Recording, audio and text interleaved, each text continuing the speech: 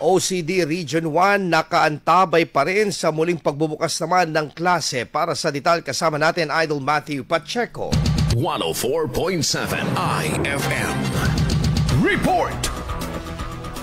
Nakaantabay at nakatutok pa rin ang hanay ng Civil Defense Ilocos Region sa muling pagbubukas ng klase ngayong taon. Sa eksklusibong panayam ng IFM News, dagupan kay OCD Region 1 spokesperson Adrian Pagsulingan, bagamat sila ay nasa white alert status, nakahanda naman ang kanilang mga member agencies at mga kagamitan. Siniguro rin ito ang kanilang augmentasyon sakaling kailanganin. Atin pong Office of Civil Defense po, kasama po na lahat po ng mga local DRM offices po sa buong Region 1 and even po lahat po ng Ordering C1 member agencies po ay patuloy po yung naging monitoring natin. If ever man po ay may mga emergencies na nangyari and wala naman pong reported as per our latest po na communication po with our concerned agencies sa pagbubukas nga po ng atin pong klase for this year po 2025 and yun nga po ang atin pong opisina kasama po ng lahat po ng ordering ay may mga naka-standby po ng mga assets na if ever man po ay kakailanganin po ng atin pong mga schools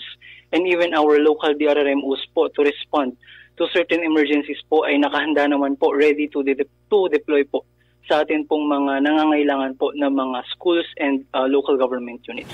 Inilahad nito na pangkalahatang naging mapayapa ang pagbubukas ng klase noong araw ng Lunes. Aabot sa higit kalahating milyon o 677,000 ang naka-enroll sa buong rehiyon. Uno, kasama mo mula dito sa IFM Dagupan. Ito si Idol Matthew Pacheco. Tatak IFM.